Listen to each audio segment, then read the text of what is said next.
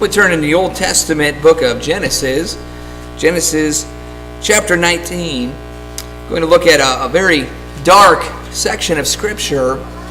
As you're making your way through Genesis, it just seems to be almost fit the theme of that book. It starts with such promise, such hope, and just very bright, and then it just turns very quickly. Once sin enters the picture of the world, it just gets darker and darker and darker. And I guess that's really the purpose of that book, to show us that as we get to the end of the book, where we are studying in our adult class, and most of all the other classes are on the same page, we're looking at the story of Joseph, and there's that bright piece of hope that we see towards the end of the book, foreshadowing that it was always God's intention to bring light, to rescue us from the darkness that sin brings in. But we need this section of Scripture, as it does bring us face to face with just how dark things get, and the circumstances that sin brings into this world. I was able to hear this lesson preached when I was away. We were very grateful for how generous you are with allowing me and my family to get away as often as you do, and we don't take that lightly. We just want to take a moment here just personally to thank you very much for letting us get away, and it was very refreshing. And this is one of the things that did refresh me, is the opportunity to hear other preachers and other preaching. It's very helpful whenever you get to hear other perspectives on the Scriptures. And when we were in Shelbyville, Kentucky, we worshiped with the congregation out there. There was a young man, college-age young man. He was filling in for the regularly located evangelist in the area. And he just did two excellent sermons that have still been stuck in my mind since I got a chance to hear them. This is one of them. I thought it was just outstanding. And he brought up several points that I really hadn't considered. And I appreciated so much what he brought for us to think about. So I just want to bring this to our attention here. And that's where this lesson is rooted in, and just some of the points he brought up. Let's read together Genesis chapter 19, a very dark point of history, and seeing how God's people were trying their very best to handle the circumstances as the world was increasingly getting more and more sinful. Here in Genesis chapter 19, beginning in verse 1, it says, "Now the two angels came to Sodom in the evening as Lot was sitting in the gate of Sodom. When Lot saw them, he rose to meet them and bowed down with his face to the ground. And he said, 'Now behold, my lords, please turn aside into your servant's house and spend the night, and wash your feet. Then you may rise early and go on your way.' They said, however, 'No, but we shall spend the night in the square.' Yet he urged them strongly, so they turned aside to him and entered his house. And he prepared a feast for them, and baked unleavened bread, and they ate.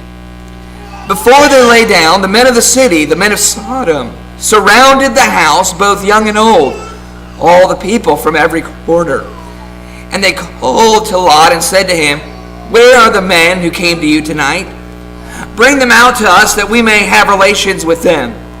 But Lot went out to them at the doorway, and shut the door behind him, and said, 'Please, my brothers, do not act wickedly. Now, behold, I have two daughters who have not had relations with man. Please let me bring them out to you, and do to them whatever you like. Only do nothing to these men, inasmuch as they have come under the shelter of my roof.' But they said, 'Stand aside.' Furthermore, they said, 'This one came in as an alien, and already he is acting like a judge. Now we will treat you worse than them.' So they pressed hard against Lot, and came near to break the door. But the men reached out their hands and brought Lot into the house with them and shut the door. They struck the men who were at the doorway of the house with blindness, both small and great, so that they wearied themselves trying to find the doorway. Then the two men said to Lot, 'Whom else have you here? A son-in-law, and your sons and your daughters, and whomever you have in the city, bring them out of the place. For we are about to destroy this place, because their outcry has become so great before the Lord, that the Lord has sent us to destroy it.' Lot went out and spoke to his sons-in-law, who were to marry his daughters, and said, 'Up, Get out of this place, for the Lord will destroy the city." But he appeared to his sons-in-law to be jesting. When morning dawned, the angels urged Lot, saying, "Up, take your wife and your 2 daughters who are here, or you will be swept away in the punishment of the city." But he hesitated. So the man seized his hand and the hand of his wife and the hands of his 2 daughters, for the compassion of the Lord was upon him. And they brought him out and put him outside the city. When they had brought them outside, one said, "Escape for your life. Do not look behind you and do not stay anywhere in the valley. Escape to the mountains, or you will be swept away." But Lot said to them, "Oh no, my lords. Now behold, your servant has found favor in your sight, and you have magnified your loving kindness, which you have shown me by saving my life. But I cannot escape to the mountains, for the disaster will overtake me, and I will die. Now behold, this town is near enough to flee to, and it is small. Please let me escape there. Is it not small, that my life may be saved?" He said to him, "Behold, I grant you this request also, not to overthrow the town of which you have spoken. Hurry, escape there, for I cannot do anything until you arrive there." Therefore, the name of the town was called Zoar. The sun had risen over the earth when Lot came to Zoar. Then the Lord rained on Sodom and Gomorrah brimstone and fire from the Lord out of heaven. And he overthrew those cities and all the valley and all the inhabitants of the cities and what grew on the ground. But his wife, from behind him, looked back, and she became a pillar of salt. Now Abraham arose early in the morning and went to the place where he had stood before the Lord. And he looked down toward Sodom and Gomorrah and toward all the land of the valley. And he saw, and behold, the smoke of the land ascended like the smoke of a furnace. Now Lot was able to escape, but I almost have to imagine you're in a situation like that and you've lost your wife. You've lost many members of your own family. I don't know what Lot's mindset must have been at this time, but that was something that the young man who was speaking about this section of Scripture just had us kind of think about that scenario. And he just put himself in that place, and as he was talking about this, it had us all kind of thinking along those lines and thinking how depressing of a situation it must have been. What a kind of twisting turn of emotions this individual must have felt. Well, he's certainly grateful that he escaped, but look at the price. Maybe might not have even wanted to live after that. Might not have even felt that he wanted to go on. I know how many times people even say that when they lost their spouse. I don't know if I want to go on. Sometimes people have lost children, loved ones, even said themselves, I just don't know that I feel like I can move on. Lot was spared, but there was a price that came with it. And it's very odd because we look at this account and several odd things come up that just very puzzling. All the decisions that Lot seems to be making just doesn't seem to add up. Just doesn't seem to really make much sense. And all the explanations I've ever heard, I don't think make much sense to me. I don't think there is any rational way of explaining Lot's decision as bartering his own daughters and saying, okay, just so long as you don't take advantage of the men, here, I'll let you have my daughters. I don't know that I've ever heard an explanation that makes any sense to that kind of rational reasoning. And I think maybe that's the point, and that's the point as I want to look at this as we examined that several weeks ago, as that young man brought this out to us, and saying, well, we realize that Lot was an individual who was tormented, literally tormented every single day by the kind of horrific kind of judgment and thinking of these very people that he lived with. Now you think about that. Go over to 2 Peter chapter 2 and listen to the description of Lot. And it says that just living amongst these people was a challenge. Just knowing the kinds of ways that their thoughts work, the kinds of ways that their judgments were made up, how they rational ways of making decisions that you and I might think would be very easy to make, just seem to go out the window. But notice what it says here in 2 Peter chapter 2, this description of Lot, and we get an idea of what kind of a life he was living here. 2 Peter chapter 2, beginning in verse 4. 2 Peter chapter 2, beginning in verse 4, says, "For if God did not spare angels when they sinned, but cast them into hell and committed them to pits of darkness, reserved for judgment, and did not spare the ancient world, but preserved Noah, a preacher of righteousness, with 7 others, when he brought a flood upon the world of the ungodly. And if he condemned the cities of Sodom and Gomorrah to destruction by reducing them to ashes, having made them an example to those who would live ungodly lives thereafter." And notice how we talk about Lot and his godly decision to live for God, but yet he was literally tormented by the kinds of people he had to live around. Notice what it says in verse 7. "And if he rescued righteous Lot," notice it says, "oppressed by the sensual conduct of unprincipled men, for by what he saw and heard, that righteous man, while living among them, felt his righteous soul tormented." You know, it was not easy for Lot to just live here. It weighed on him constantly. And there are some other things that we learn about Lot that indicate that he had made certain sacrifices by living here. But we see that one of the sacrifices indeed that was made was to allow the wickedness and the just unfathomable way of making life's judgments.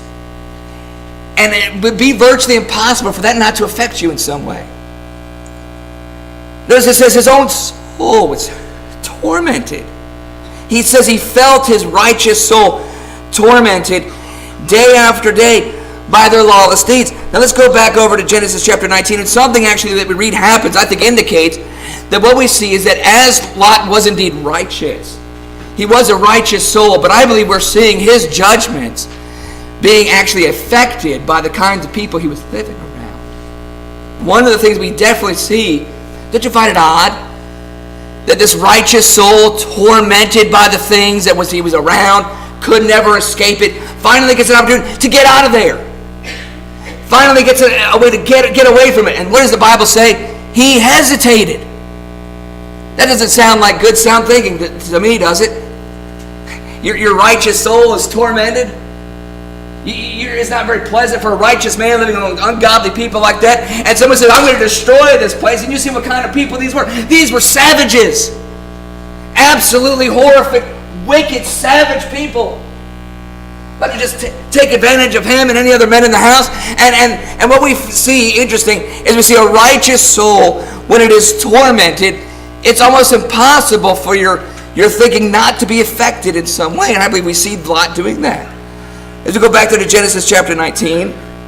Genesis chapter 19, notice it says in verse 15, "But morning dawned, the angels urged Lot, saying, Up, take your wife and your 2 daughters who are here, or you will be swept away in the punishment of the city.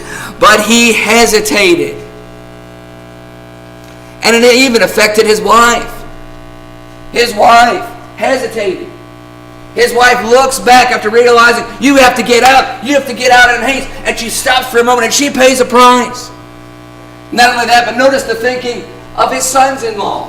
His sons-in-law don't seem to be the sharpest tools in the shed either.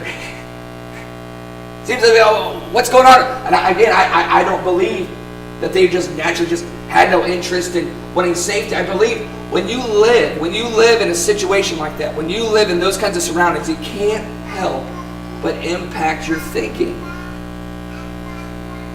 Notice his sons-in-law. In verse 14, Lot went out and spoke to his sons-in-law who were to marry his daughters, and said, "Up, get out of this place, for the Lord will destroy the city." But he appeared to his sons-in-law to be jesting. And we back up and we see This is Lot's best way of avoiding the sinful action of these wicked evil men is here. Let me give you my daughters. I mean, what we're seeing is that just as what we see in Romans chapter 12, when we live constantly being oppressed by the kind of thinking and the kind of ungodly logic that's always kind of tormenting a righteous soul, it can't help but to some degree start to affect us in some way, and we need to be renewed by it. Turn over to Romans chapter 12 and read this in Romans chapter 12, verse 1. It says, "Therefore I urge you, brethren, by the mercies of God, to present your bodies a living and holy sacrifice, acceptable to God, which is your spiritual service of worship. And do not be conformed to this world, but be transformed by the renewing of your mind, so that you may prove what the will of God is, that which is good and acceptable and perfect." Why is it showing us that we have to constantly renew our thinking, get it lined up correctly? Why? Because just the natural state of this wicked world around us has a tendency of rubbing off on our thinking and pollute and actually affect our own judgments. That's what we're seeing with Lot. That righteous man's soul was tormented every single day, and even while we see an opportunity for him to escape it and get out, we see a variety of different decisions that make us puzzled and question, say, "Lot, what are you thinking?" Well, that's the price that was paid.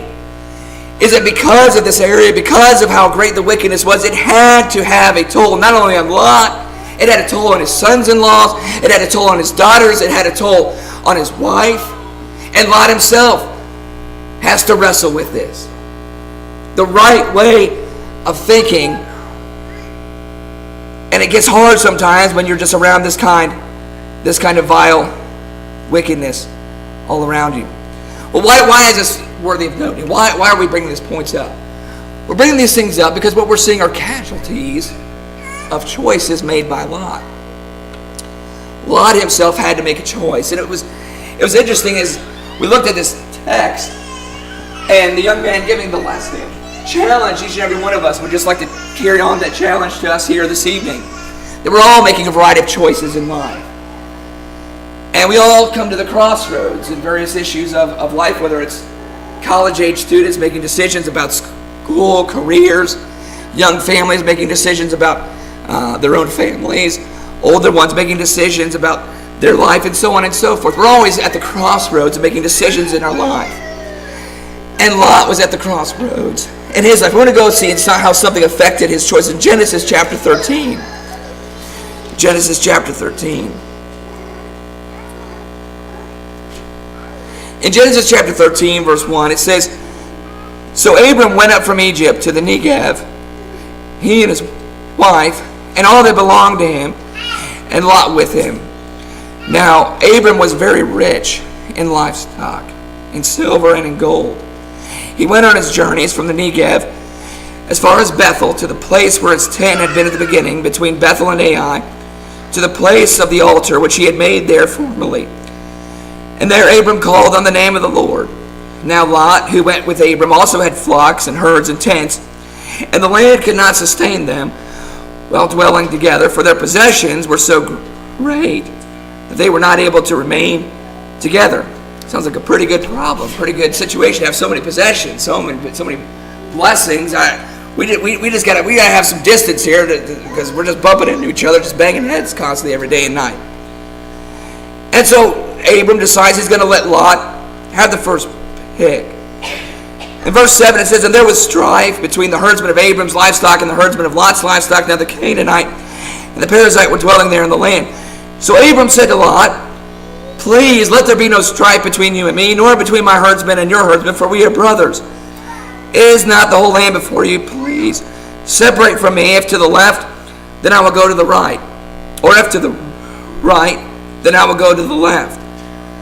Lot lifted up his eyes and saw all the valley of the Jordan, that it was well watered everywhere. This was before the Lord destroyed Sodom and Gomorrah, like the garden of the Lord, like the land of Egypt as you go to Zoar." Now just when we stop right there, you really can't fault Lot. He's making the best decision for his livestock, for his family, the best place that would allow this position of life to be sustainable. He needs good land. He needs an area where he can continue to go. In fact, that's the reason why they're making this decision. They want to continue to be prosperous. They want to continue to be blessed. But they need to find the appropriate place. And so Lot, it says, notice Lot lifts up his eyes, and he sees a great spot. He sees a great area, and he decides, well, I'm going over there because that's the greatest spot that's going to make sure that we're going to sustain our lifestyle, and we can have this peace between each other. I don't believe he sinned at all in this. I believe this is making the best judgment he possibly can at the moment. And it's one of those moments in hindsight, he had probably no idea what was going to happen here in a few chapters later. But nonetheless, he makes his decision. It says, like the Garden of Eden, or Egypt, as you go to Zoar, Lot chose for himself all the valley of the Jordan, and Lot journeyed eastward. Thus they separated from each other. Abram settled in the land of Canaan, while Lot settled in the cities of the valley and moved his tents as far as Sodom. Now the men of Sodom were wicked exceedingly, and sinners against the Lord.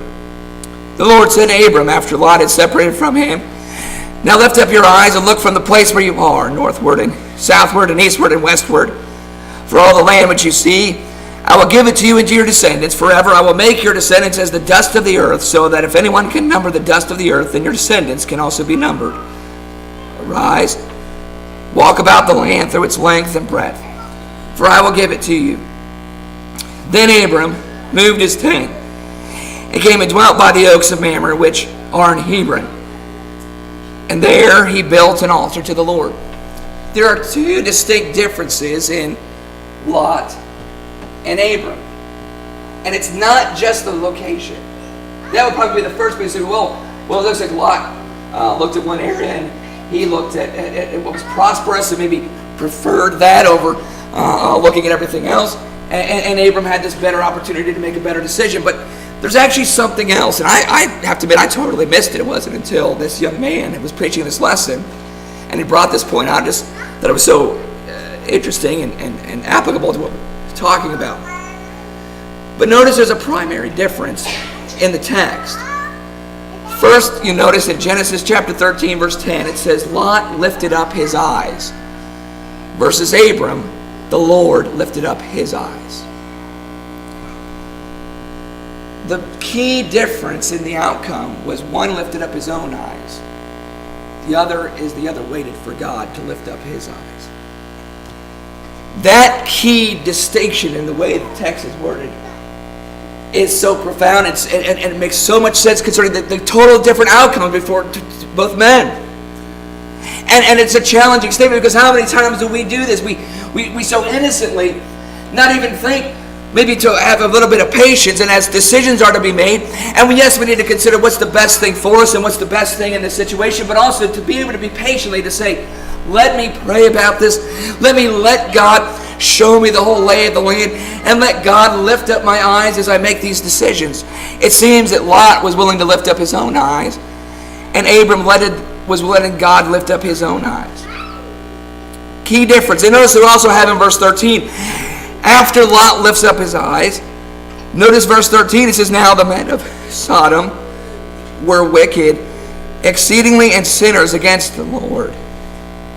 In other words, when we get to the previous chapter, Genesis chapter 19, we can't say, well, Lot just didn't know any better. He didn't know. It could have been, well, no, it says right here, just the kind of people that they were. It says what kind of situation he was getting himself into.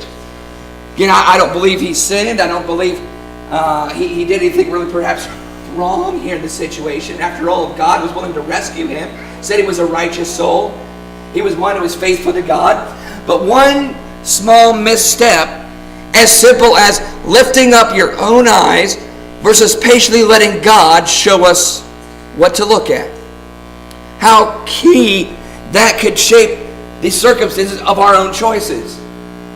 Because you and I are going to have to make a variety of choices ourselves. And in fact, when we go to the Gospel of Luke chapter 12, this is exactly the kind of thing that Jesus is warning us about. Because we have an example of an individual who lifts his eyes and he sees some things and he makes some decisions based on what his eyes see, and later the Bible says he was a fool for how he acted. He looked at the lay of the land and he said, well, here's what I need to do. Here's some good decisions I need to make. But because he was lifting his own eyes, he was not taking into priority all the circumstances of the priorities of God. He kind of let those things slide a little bit and paid a price for it. Let's go back there to Luke chapter 12 and just notice again that very simple parable, this lesson that Jesus teaches about the cost sometimes we pay when we make decisions based off of what our own eyes see.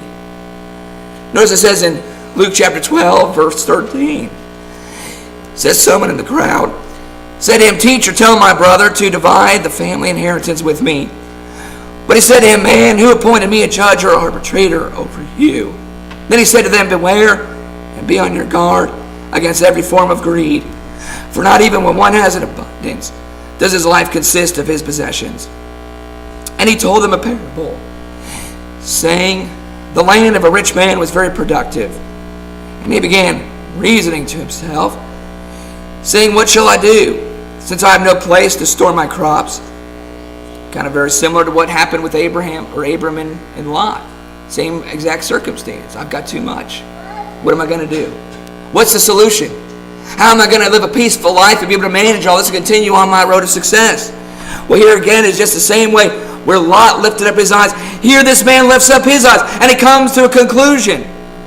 He says he began reasoning to himself and says, well, what shall I do since I have no place to store my crops? And he said, this is what I will do. In other words, he looks at the lay of the land, he looks at every circumstance, and then he comes to this conclusion based on what he sees.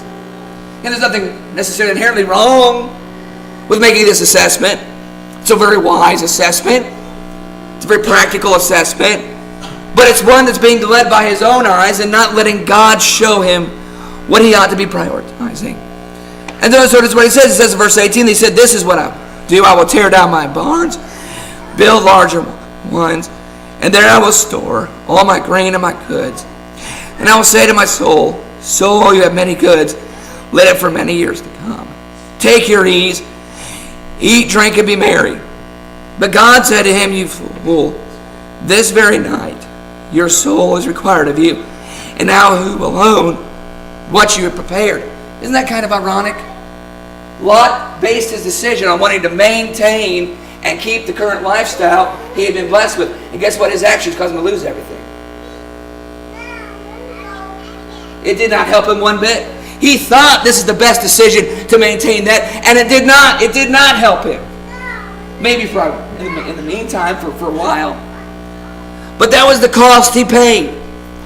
And just in that little slight distinction where Abram was willing to let God lift up his eyes and take a whole assessment of all of what God was directing him, teaching him, advising him, and helping him make the best decision for him and his family. And it becomes a really practical, great lesson for us that we're going to come to the crossroads and we're going to all have to make various choices. And we do well with us as we make these decisions that we let God direct our decision making.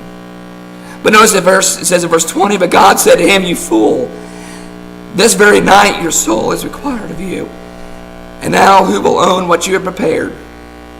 So is the man who stores up treasure for himself and is not rich toward God. To contrast this, one final verse, we'll bring our lesson to a conclusion here, but just one final point here. Jesus tells us the proper mindset that we ought to have. What should come into play as we are coming to decisions, and what should direct our eyes? How do we let God lift our eyes up? Well, Jesus gives us some very plain teaching into what he wants us to consider. And here's what he tells us we ought to be considering whenever we're making our decisions. And here it says in verse 22 of Luke chapter 12, he said to his disciples, For this reason I say to you, do not worry about your life as to what you will eat, nor for your body as to what you will put on. For life is more than food, and the body more than clothing. Consider the ravens, for they neither sow nor reap. They have no storeroom nor barn, and yet God feeds them.